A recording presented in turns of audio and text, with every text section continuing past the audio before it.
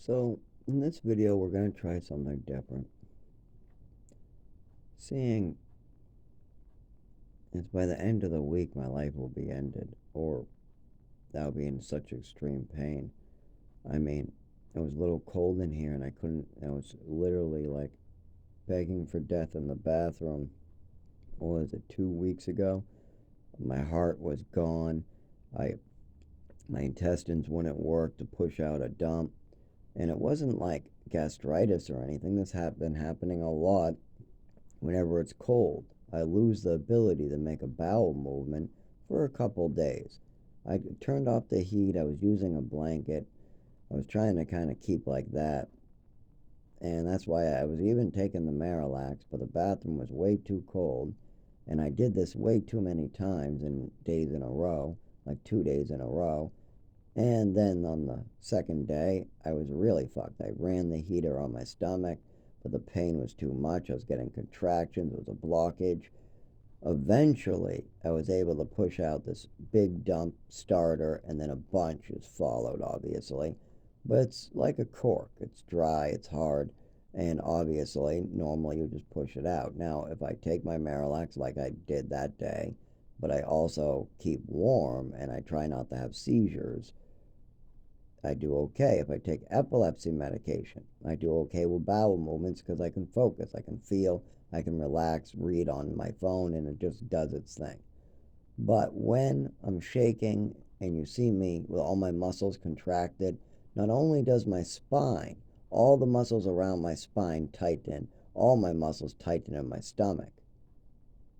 That's probably why I can't make a bowel movement, is because everything's cramped, tightened up for days on end because of cold and no epilepsy medication. So if that's such a big deal indoors, imagine what would happen to me 7 days now trying to live on the streets without a bowel movement. They'll cut me up. And with these doctors misinformed by my family, they probably will cut me up too late and I'll be even worse. They'll cut me up even worse because they waited too long, because my family told them I'm fantasizing. So they'll probably give me some laxatives as I scream, do something, do something, do something. They'll wait too long on each part of it, and then I'll have to be chopped up like a turkey, and my whole rest of my life will change because my family decided to tell stories at the doctor's office and they're keeping secrets. And if my other part of my family, like my brothers and sisters, want to say, well, we didn't say anything to the doctor, so we're blameless. Well, did you ever stop somebody from hurting me? If you see a person who stole a purse and is about to shoot the woman after the purse, shoots her in the head, and then walks away, and then their kid comes around wanting to know what happened to their mother, are you going to say nothing? Just stand there like a coward? Because that's what I mean. People want to act tough. Oh, I'm flexing my muscles, so I'm all tough. Oh, I pushed a disabled person. I'm tough. Oh, I threatened a man all meanly. Oh, I'm going to fucking get you. Yeah, you're all tough, right? No, that's cowards. Those are small dick cowards. If you think a big muscle, weapons, hurting somebody else, or making threats, or beating somebody at a fist fight makes you tough, it actually makes you a small dick coward. The real people are the people who give their lives to make somebody else's life better, not somebody willing to act tough to benefit themselves. No, somebody willing to do the right thing when it comes time to do the right thing at their own expense. If you're flexing your muscles like in a battle to save your country, that's a little different than, you shut up about me over there. Oh, you're looking at me funny. How dare you speak about my family in that way? It's one thing if your words are damaging a person's body.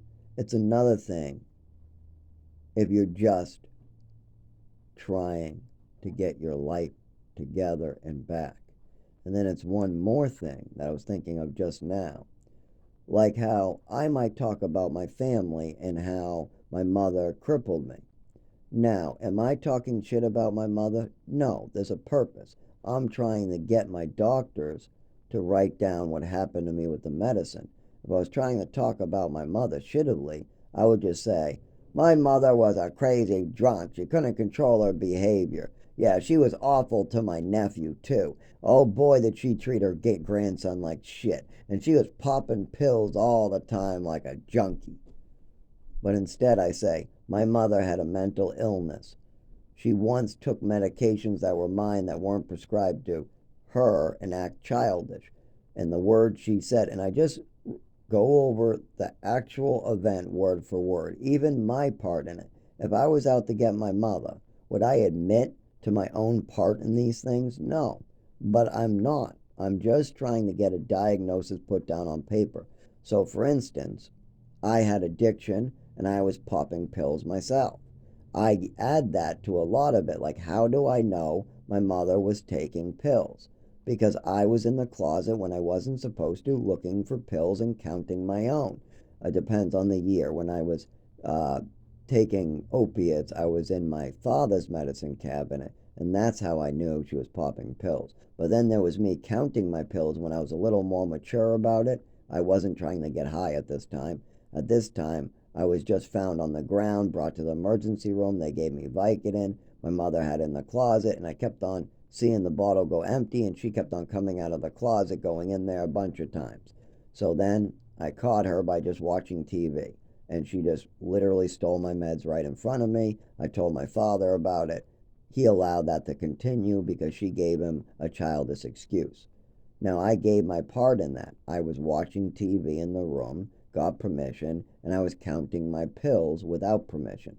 I had to sneak in there to count my pills. So I gave my part in that one. Now, the other one I just said, I was stealing opiates because I was an addict that weren't prescribed to me, that were my father's. And when I was doing that, I realized that somebody else was stealing them too, and my father wasn't taking them. And it ended up being my mother. She also did it with my Xanax. And I admitted to some other thing that had nothing to do with that Xanax bottle. That Xanax bottle was when they changed my dose. But there was a whole nother bottle situation with Xanax at about a similar time, because that's when I started realizing maybe there was more to this Xanax, because it did seem to make me a little better, but it's hard to know when your mother's giving you 5, 6 meds, and none of them seem to make you better in any sense of the word. But your mother says bad stuff will happen to you if you don't keep on taking drugs. So yeah, there was a lot of that crap going on. But in this video, I really just wanted to go over something different. What does it mean to make you happy? I see a lot of people chasing happiness. My father needs cruises, alcohol, and he needs to have like friends, and he needs to kind of like, that's about it. He doesn't need family. He doesn't need grandchildren. He doesn't need them to have decent lives. No, my father needs is alcohol and to be left alone someplace with that is good temperature. Like he would never be out in a 1 bedroom apartment with holes in it if he was out of money. He would kill himself. My father could never handle doing that at his age.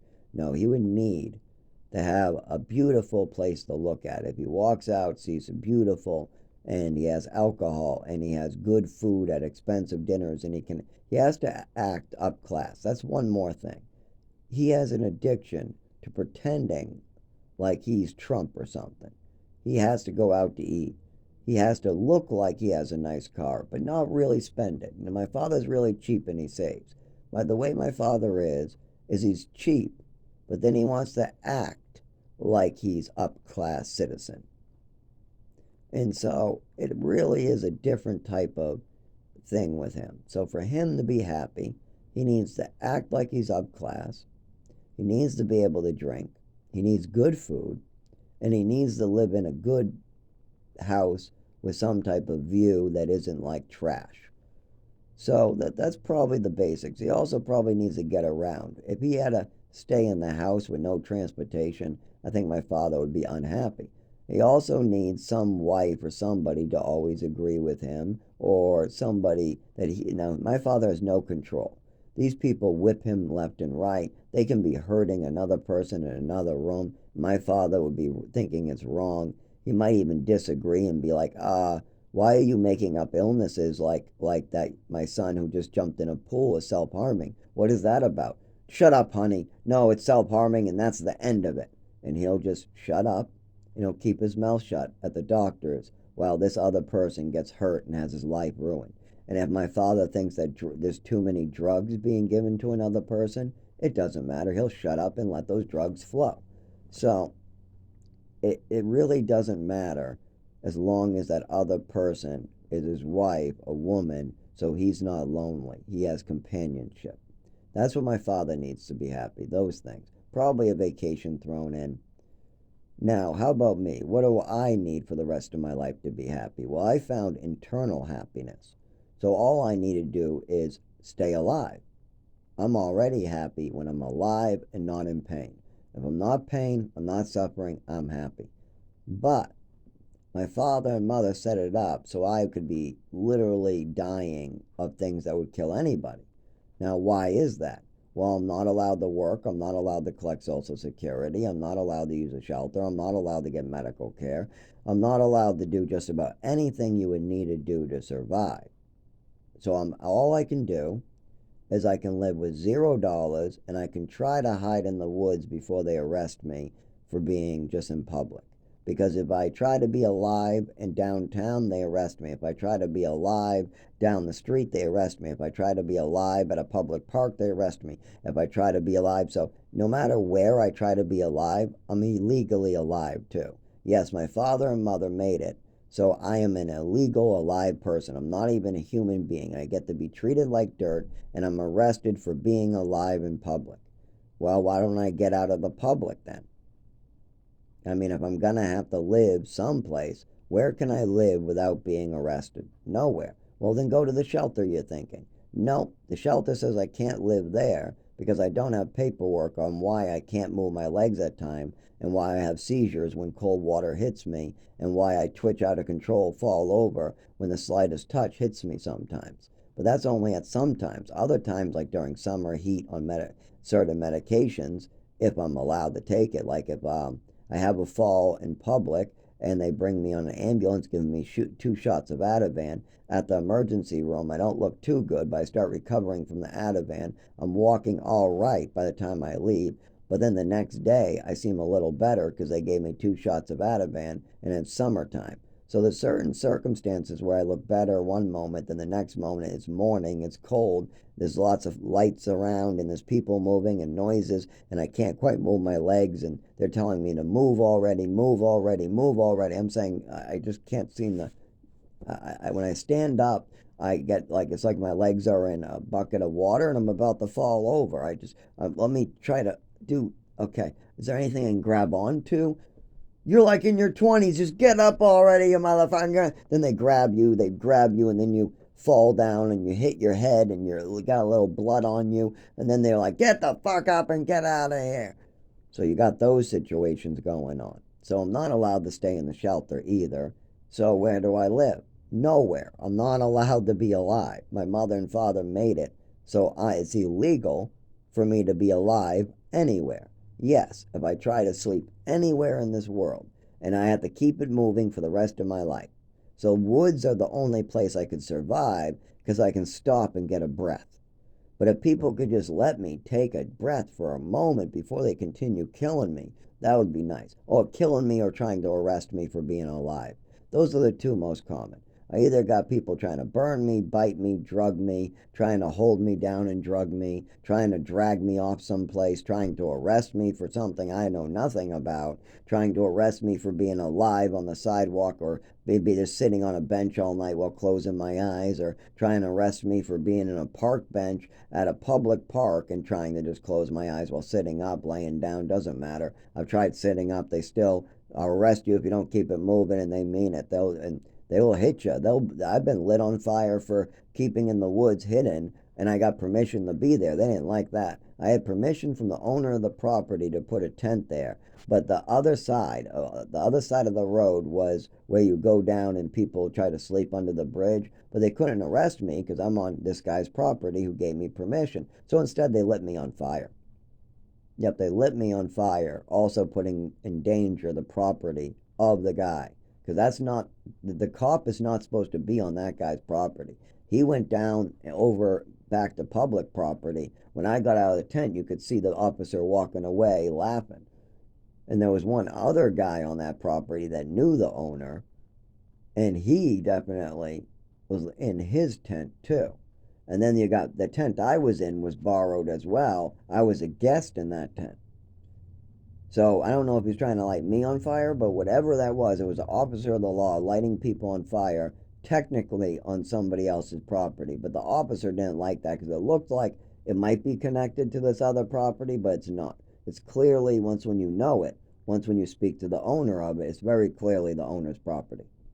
Anyways, you got shit like that everywhere. So now I'm going to be killed again. I'm going to be ran around ragged, and the only sleep I'll ever get is if I'm in the woods. And so this starts on, I think, like Tuesday, maybe, is when the sheriff starts doing it. Now, why would the sheriff be at my door if I have a job and I'm willing to pay my rent? Well, the hospitals keep on malpracticing me, for one.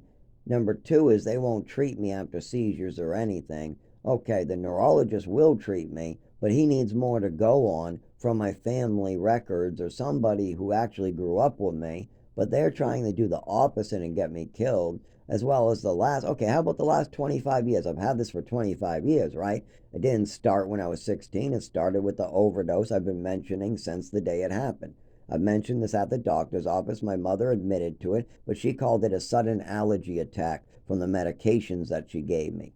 Well, she didn't lie, technically. She gave me medication, all right, that she slipped some extra shit into. She did this over and over and over. That's how I know it for sure. Wasn't the only time. Anyways, on this one occasion where she drugged me, I lost my vision. I lost the ability to feel my body. I couldn't walk. I couldn't talk. Everything. My mother was calling for help, but they told her to bring me in an ambulance. I'm sorry, call for an ambulance or bring me to the emergency room. She didn't want to do that because she slipped me drugs and she was scared she would get caught. So she said they don't know what they're talking about, hung up the phone. And then I was on a pile of newspapers. My breathing slowed down and I passed the fuck out. This I brought up at the doctor's office over and over and over and over until I was about 13 years old. At that point, my mother kept on lying and just saying she didn't remember. But at the first, I don't know, 3 years of me bringing this up after it was done to me, because my whole body was ruined for life. I couldn't feel anything the same way again. My legs walked funny. My speech was all fucked up. Everything was all suddenly fucked up, and teachers knew it. Teachers were calling me in the hallway like, why is your body suddenly changed? Why did your speech suddenly change permanently? We've known you for a while, Zach. We know how you write your name. We know how you walk. We know how you talk. Now you're not doing that ever again. It seems like something happened to you. Did your medications change or something? Because they knew I was on meds because my mother was forcing me to take meds. She said I would get sick if I didn't take the meds. Now remember, my mother had Munchausen syndrome, but nobody would ever get her treatment. Whenever they got close, my mother would just grab me and bring me to another state. Now I was an orphan that was adopted, so that's not technically supposed to be legal while I'm needing medical treatments. But see, my mother said it was all cured by ballet. So I'm all better now. It was just a coordination issue. Yeah, he just had some coordination. Yeah, he was born with that. It's just walking. You know how children try to learn how to walk. My mother tried to make it sound, instead of how the teachers knew what it was. There was physical therapy, speech therapy. The teachers knew me from before. But now my mother's going to erase that. The only people who knew me before the overdose, these teachers who were very concerned about me, the doctor who saw my mother admit to this and then say, oh, I don't remember what meds, and try to dodge the question. The people that know my mother has a problem are about to get erased. So my mother erases them by grabbing me, moving me to Texas, cutting off the teachers, cutting off the doctors, and now I'm in Texas.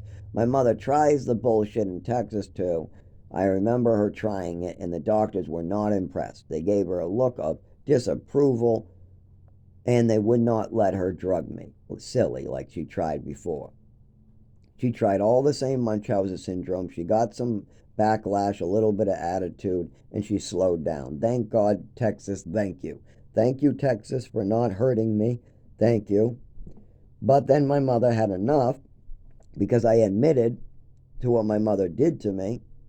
I said something happened to me. They asked a question, do I have any allergies? I said, well, I have this weird allergy where I got sick at age 5, and I lost my vision, and I lost the ability to feel, and my body was just different, and I've been figuring it, and the teacher and all this is going through my head. But I only get the beginning because the doctor's now concerned, and he looks at my mother. My mother goes, "Oh yeah, there's that. Don't worry about that. Don't no no. There's nothing there to look into." But the doctor's concerned. But my mother shoos them away so I don't get to talk about it anymore. We leave the doctor's office. Do I get to go back to tell the doctor more about this allergy attack? Because this doctor's gonna want to ask me questions, just like the other doctors wanted to. No, my mother doesn't want anybody asking questions about that. My mother doesn't want that. So how's she gonna stop that? She's gonna find a cabin in New Mexico for attachment disorder. Well, whoever said I had attachment disorder? Well, my mother pushed it and pushed it and pushed it until she got a doctor to sign off on it, because that's how those illnesses work. It's not they put you through the attachment disorder machine and it comes up with a green light for attachment disorder and a red light for not attachment disorder. They don't have that. They don't got an attachment disorder light. And I was plenty attached to my mother. I was trying to show her my swimming medals. I was giving her hugs. I wanted nothing more than a family and a home. But see, when I tried to show my mother my swimming medal, my mother had me drugged, called me a liar, took my swimming medal away, said I had attachment disorder because of that a swimming medal, because my name was on the back and that was my old last name, said I'm no good because it must be an African American's medal because he's athletic and I'm not athletic, and I must be going around stealing other kids' medals and writing my name on it to hurt her because I'm out to get my mother said. Now, these are all the statements my mother said in Westford with that medal. And that was the start for my attachment disorder. Then she continued this, talking about my biological mother like I had a problem with her or something. My biological mother was 15 years old. She dated a Portuguese man when she was 13. She got pregnant at 15. And then she wasn't able to support me. No, duh. She's not even legally allowed to work. I mean, when she was sober the whole time that she was pregnant with me, I don't expect any 15-year-old to be able to keep their child. I got no hurt feelings. I think she's a wonderful woman. She can do her own thing. I don't know her, so how should I know if she's good or bad? So she's a wonderful woman, just like any other woman I never met. I'm sure they're fine. I'm sure she's wonderful, nice woman. But I know my adopted mother, Patricia, she was an evil woman 50% of the time with a mental illness called Munchausen syndrome. She used to whack me around with a ruler, backhand me, she drugged me, she gave me medication, she stole my swimming medal away, and if you call that attachment disorder, you can call it whatever you want. If you think it's attachment disorder that I don't like my mother slapping me with a metal ruler across the face because she wants to send a message to the grandson, and that way the grandson will send the message to his father, who my mother hates. If that's if that all that crazy situation that my mother made, that's fucking nuts. What my mother's doing there is nuts. Why can't I be talking about how my mother brought me out to get popcorn instead? Or how my mother punished me for stealing a bicycle or something like that? Or how I snuck out with friends out late at night or something like that? Instead, I'm talking about how I was punished in another room with a ruler across the face, making her grandson cry because he never wants to see anybody get hit by a ruler, and it's also some message will be sent up the chain. How fucked up is that shit? And then when we bring this up at doctor's offices, or when I tell people I don't like this, my mother says it's all attachment disorder. I'm just making it up because I want to get at my biological mother. She just keeps on repeating that and repeating that until it's down on paper still today, because my mother just kept on using my father's money to get me hurt. And now my father is letting this machine run ragged on my body and my life, letting this machine that he created with his wife to destroy me. And he can press the off button anytime he wants. My mother built this terrible torture machine that can kill, torture, hurt, Not only me, many other people in my family, my children, my wives. And my father wants this machine just running ragged on my whole family. It's like a razor blade machine cutting me up, cutting up my family, and my father's more than happy to let it run. He's the one with the passcode. All he has to do is say the magic word and the fucking thing ends. But instead, my father's more happy with his wife's machine going ragged. He's making no attempts to turn that fucker off. And so instead, I definitely have to die for my father. Definitely, he got to kill me. My adopted father got to kill me. He got to shut me up. So he's just going to leave the things as they are. He's already told, just in the last 5 years alone, he's called the people in charge of my insurance, told them not to fund me anymore because it's all a fantasy, turning off my seizure bracelet. So when I have another seizure on the side of the road, help won't come. Help won't come. They won't bring me to the emergency room. I only had that thing for like a few months, like 6 months at max, before my father turned it off. Yes, I'm asking for help. Meanwhile, my father is telling people it's all a mental illness, don't waste the taxpayer dollars, and then the insurance won't pay for stuff. That's the machine right there that he is adding to. He is adding more parts to that machine when he can turn it off instead. I asked him to turn off the machine. Instead, he just continues to murder and maim. And I am going to be murdered very soon by this machine. I am going to be dead. And unless I live to 50, it is murder. Nobody dies at the age of 32 without something serious happening to them. And I'm not dying of a hepatitis. And I'm not dying because I took some cough medicine in my teenage years. Nope. I'm dying because I continue to have seizures in the road, and whatever has been going on with my body for the last 25 years still continues every day of my life for 25 years. Now, I don't know what to call it, a childhood or teenage. We called it a coordination issue. We called it me falling down. We called it scabs and me bumping into stuff my entire life. We called me being clumsy. We called me being twitchy. We called it tics. My mother had every fucking mental illness to call it. When I was bumping in the furniture and I had scabs on my shins from bumping into stuff all the time, my mother said it was suicidal behavior. Me falling down against my will, me being twitchy when I'm trying to drink a cup of water, or I'm trying to drink a soda and I can't hold the soda straight to put it to my lips and I'm shaking, and I'm doing this in my own room, and I'm doing this when I'm trying to get some delicious soda, and I'm shaking horribly because my whole body is seizing. That's suicidal behavior. When I get out of bed to go to take a piss and my leg spasms and my shin whacks into the bed frame, and I go, oh, God, that hurt, God, motherfucker, not again. And then I look down and I'm bleeding a little bit, and then there's a scab there tomorrow. That's called suicidal behavior. That's what my mother called it to the doctors. That's what she had put down on my file, at least. That's what part of the machine that's still killing me.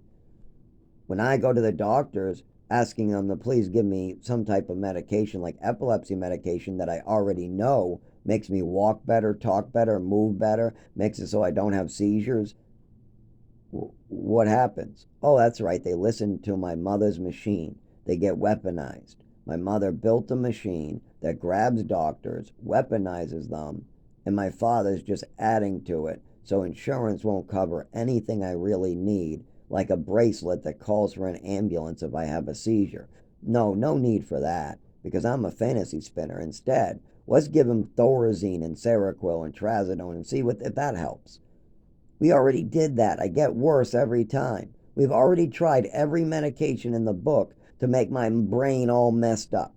I get worse every time. I get things like depression. I get tired. I get sick. We have already tried all that crazy pills, and it doesn't make me walk better. It doesn't make me talk better. It doesn't make my arms stop twitching. It doesn't do anything for me but fuck up my head and put me in a daze and a cloud where I can't control some of my actions because of all these pills that are being forced into my body. All I can do is sleep half the time. And then they want me to do stuff like run over there, do that while on a bunch of drowsy drugs.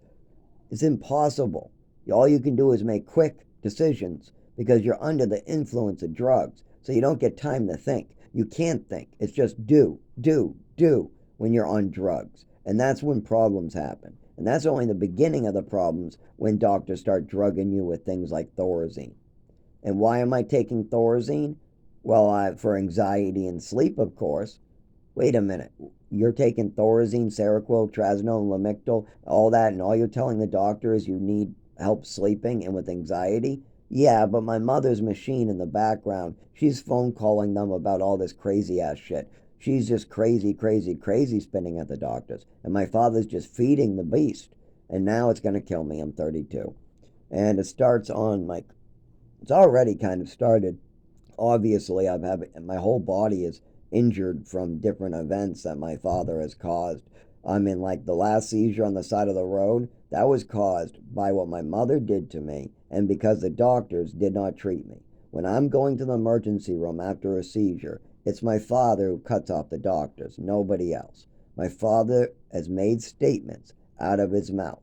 He has allowed his second and his third wife to make slanderous statements and drag my name through the mud when they can't possibly know shit. They're not a doctor. They haven't walked me in and heard what my doctor has to say. They haven't got the patient's information. They haven't got anything to go on but a bunch of my mother's fantasies. Oh, he's burning down my house. Oh, he's doing this and he's doing that and he's doing this. Well, let's start with the burning down my house thing. So, what are they talking about there? I tried to light a match and look at it. That's it. I took a book of matches, I tried to light it, I couldn't get them lit, and I just wanted to look at the glowy thingy. Well, why the light my house and try to burn down my house? Why all that? Because my mother came in there saying that if you play with matches, you could burn down the house. So you must be trying to burn down the house. Yes, you are. Yes, you are. You have to say it. Yes, you do. So my mother is the one who came up with that fantasy and then forced me into that shit. And then my father is all confused in the corner just like me. I'm confused at 5, 6 years old. My father's confused. He figures I'm just some evil kid trying to take his house away. Then with the swimming medal, oh, I'm over there stealing other kids' swimming medals that are black. Yeah, that's my mother's fantasy. Even though what's the truth? The St. Anne's brought me to the YMCA, and I treaded water longer than the other kids. They gave me a dime store medal and wrote ZG, my initials, on the back. Told me to make sure other kids don't steal it. I put it in a Lego box, and then I tried to show it to my adopted mother, and then my adopted mother went nuts with that one too. She continued this behavior until the day she died. So now I'm not allowed to get medical care because she brought that medal into the doctor's office with many other stories all the way until the day she died of drugs and alcohol. My father tries to hide that, but it's very obvious. I mean, the last memory I have of my mother is coming home with 20% of her liver working, being on the liver transplant list, slight yellow to her eyes and skin, not heavy yellow yet. And she goes straight to the liquor cabinet like a football player to drink. That's an alcoholic and a half. And right before this, right before her liver failed, she was going into the closet to steal my medications that were Vicodin that were still needed. And then she got caught and she continued doing this behind everybody's back. This is bad behavior. But instead, she had a lightning rod. Just blame the little orphan boy that we adopted. Just continue hurting him and making up stories about him, and nobody will pay attention to the wife doing awful shit. And that's what happened. Now my mother is she's perfect. She's a perfect little butterfly. She's an angel that never did anything wrong. She's my best friend that never did anything. Like, she could never. Meanwhile, I'm the devil. Oh, Zach's the devil that makes up stories. He's mentally ill. He got immaturity issues. Can't you tell by his funny voice? Yes, he has such a high pitched, childish voice. Can't you tell by his childish voice that it's all made up? It's all some fantasy? Yeah, don't fund him. Cut off his bracelet.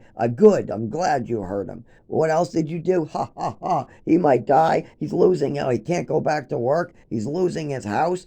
Great. I hope his children get hurt too. That's my father right there. That's his attitude. That is his concept right now. For years now, I've been getting hurt. My family's in danger, things like that. And he thinks that this is some game that's fun for him, that he should continue after 25 years of this shit. And how about the rest of the family? They could easily step in. How about we all get together at a church and we do something positive to make this a better situation? How about we own that the situation is bad? My mother had an illness that wasn't treated. I now have an illness. It's epilepsy. My life is continually being destroyed by this. I have a job and I'm not allowed to go back to it for months and months and months now. I get injured and I'm forced to go to work injured anyways. But eventually, jobs do not like you working while injured. Does my father think that being injured all the time and working while bloodied up and stuff like that is a normal occurrence? Does he think having seizures on the side of the road until your head it looks black and blue and stuff? Does he think that's a normal occurrence? Does he think that having a Halloween curse in the family, where your son gets sick every Halloween suddenly, where he vomits and gets pale and he doesn't go trick or treating, is that a normal occurrence? Is anything normal about my life, Dad? No. Well, why? I wanted to go trick or treating. That would be normal, right? But instead I got sick. That's weird.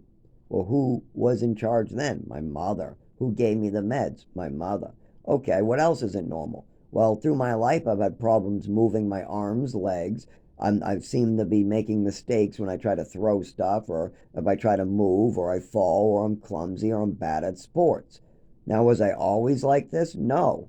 Came in first place in swim class. I was moving my body fine. Well, when did I complain about that? Well, right after the overdose. Well, that's weird. What do you mean by the overdose? That's a weird statement. Oh, well, my mother called, you know it as the mysterious allergy attack. Well, that seems weird too. What mysterious allergy attack? The one my mother called the mysterious allergy. When my mother gave me meds and I had a horrible reaction and my body changed forever. Oh, you mean that thing you were talking about at the doctor's office all the time? Yeah, that thing. I never got help with that. Oh, yeah, that is weird. Well, how about when I wanted help with it and the doctors and the teachers were talking about it? Do you remember what Mom did? Well, I don't. What'd she do? She put me in ballet, tap dancing, and said I was cured, and then we moved to Texas. Well, that's very weird. I don't know many kids they uproot and go right to Texas while they're ill and while their father doesn't want to go. I mean, the father gets a job offer and he doesn't want to go, but you go anyways? That seems weird, yeah. Well, then when you get to Texas, everything works out, right? No, I get shipped to New Mexico right after I tell the doctors I need help. Well, that's weird. You got shipped to New Mexico? Well, that must be all right too. Why? It's just a summer camp, right? No, my mother made up stories about attachment disorder, had it put down on my medical records, and said I needed to be in this cabin for attachment disorder. Well, that's weird. Well, who's making all these weird decisions, Dad? It's my mother. It's you. I'm not weird. You are doing weird stuff to me. You're forcing me to be in a weird program. You're forcing me to take weird meds. You're letting your wife destroy my nervous system so I walk and talk weird. You're making me weird. You don't need to do that to me. Okay, well, name another one. Okay, you had me in Maine getting homeschooled by a crazy woman after I just missed out on 18 months of education. Yeah, that's pretty weird. So you miss out on all those years of education, and then where do you go to school? A public school. Well, how does that work out? Not well. So then where you go? A school where I get just no education. I get to play with toys all day. Oh, well, that's weird. Yes, it is. Well, did you tell your parents? I sure did. What'd they do about it? They just called and let me continue playing with toys. And then I got punished by the teacher for telling my parents that we had no classes because it was a scam. I didn't know what a scam was at that time. I was too young. This is when we first came back. I was like 12 years old. Oh, that is weird. Yeah, really. And were you still on drugs? Yeah, my mother was putting me right back on a bunch of drugs. Were you drowsy? Oh, every morning. Were you cockeyed? Every morning. Well, that's weird. Yeah, and who was having me take those drugs that were making me cockeyed? My mother. Who decided to move me to Texas? My mother. Who's the one who put me in ballet? My mother. Who's the one who wanted all these doctors that made me sick? My mother. Who's the one who put me on all the medication? My mother. Who's the one who decided ballet would be best for me? My mother. Who decided that this gay kid should hang around with me? My mother. The next door neighbor, when he started to act gay, I didn't know what gay really was, but he started crushing a bunch of Oreo cookies on his own dick. Yeah, he pulled down his pants, crushed a bunch of Oreo cookies on his dick. My mother came down, saw this, and she smiled and said, "Have fun." I'm weirded out by everything. I said, I hope my mother tells this kid to leave. I don't want to be in like fighting the kid in the neighborhood that's the big football kid. I don't want to be fist fighting this kid. But my mother just caught him with his handful of cookies and dick.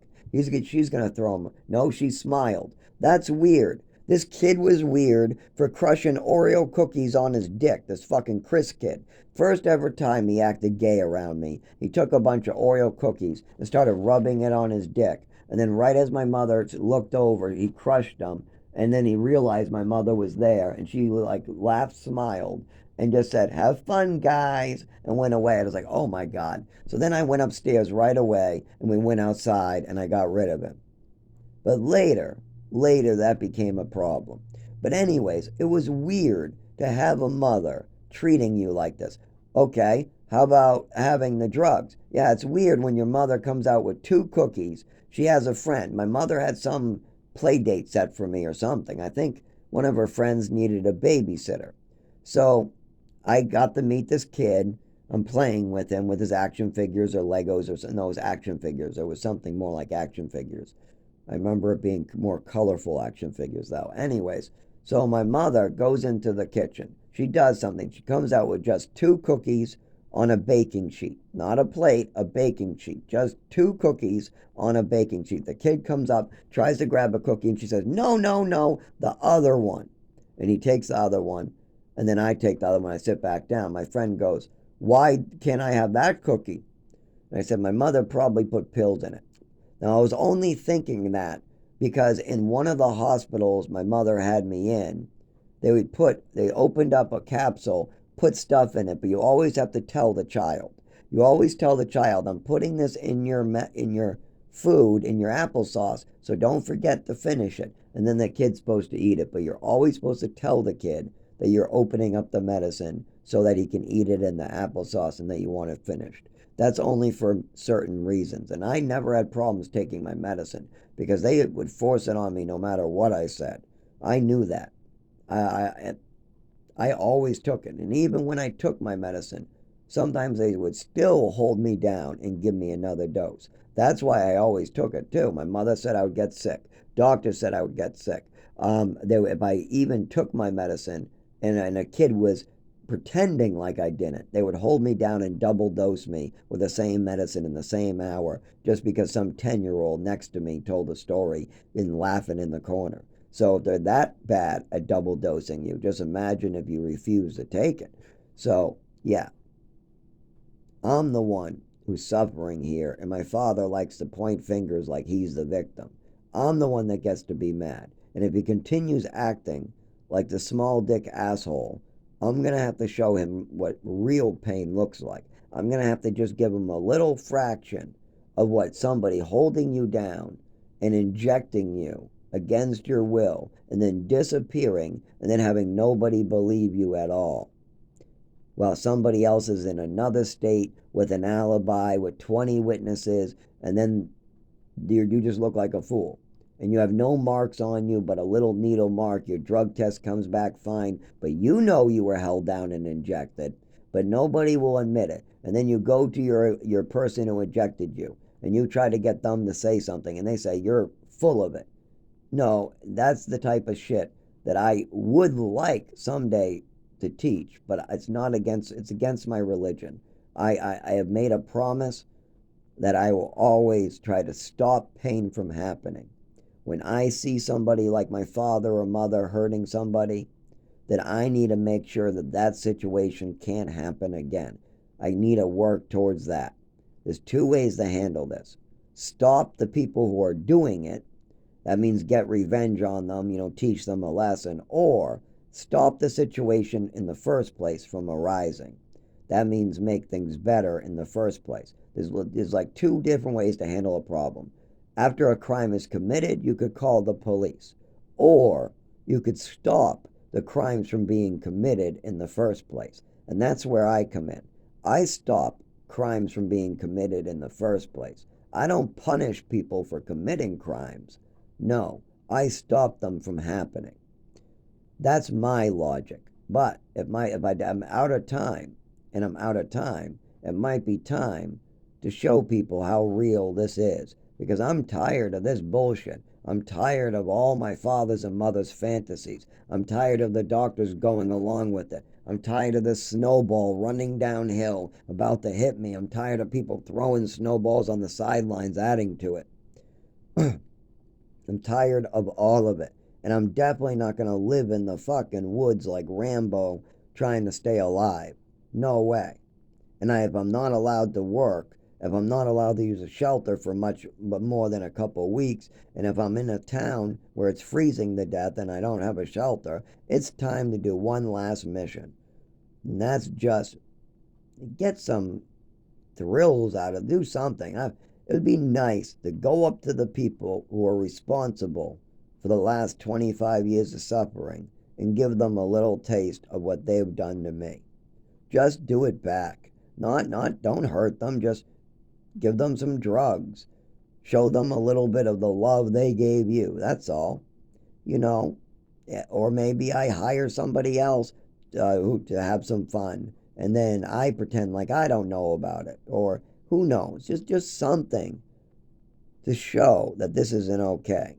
I mean, I really don't want to. I'd much rather just make the situation better, even a small bit. The worst thing would be if they took responsibility and still did nothing, because that one would be a tough one for me. Because if people take responsibilities for their actions and they want forgiveness, they have to be forgiven so they can do better.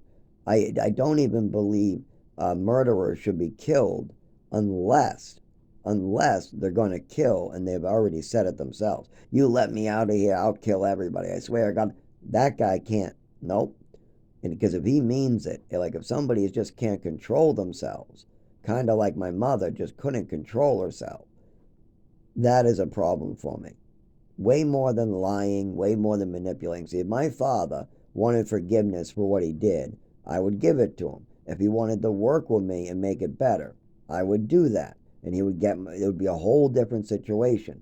I would not have any hard feelings because now he's done the right thing and I have to work with him. Now that sucks for me because now the person who's treated me most shitty, the person who has now let this go way too far without even making a phone call, that guy right there is now admitting that there is a problem. His wife might have did something to me and how can he make it better? Well, now I have to work with him and I have to be nice because he's doing the right thing.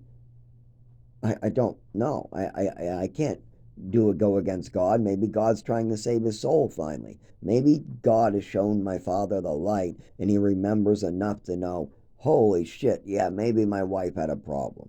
I mean, she was popping pills. Zach looked hurt. He was so underweight and looked like a victim. I mean, just look at these pictures. Just look at the pictures of him 7, 8, 9, 10, 11, 12, 13, 14. Just look at the pictures of him with no shirt on throughout his whole childhood and teenage years. And something must have been going on. And now he's saying something was going on and he knows it for sure. He knows it because he was there. He saw it. He can give me the facts. Now you can put it together yourself. Like the Halloween curse repeated Halloween after Halloween 3 years in a row. Well, almost 3 years in a row. And when you get the facts about the Halloween curse, you very clearly go, oh, of course, your mother was slipping you something to make you sick. That's obvious. Your mother had Munchausen syndrome. That's obvious. That's what it is. And when you put it together yourself, you'll come to the same conclusion that I came to. But all I can give you is the facts. Like that my mother wanted to move to Texas. But my father keeps on telling people he wanted to move to Texas, and that's why we moved to Texas. My father is lying and changing the facts. No, my father got a job offer and said no to the offer, and he didn't want it. But then my mother changed his mind and told her husband to say yes to it. He disagreed. So there was a yes from my mother and a no from my father. So they used me as a tiebreaker. They said they needed a third vote, and I voted yes, so we moved to Texas. I voted yes because my mother wanted me to vote yes, and my mother was an evil woman that would hurt me. And my father wanted me to vote yes for him. He should have started whacking me and hitting me and drugging me like my mother did, because I was afraid of her. His own grandson was afraid of her. At her funeral, my nephew, her grandson, looked very happy that she was dead. And he and honestly, a lot of people were.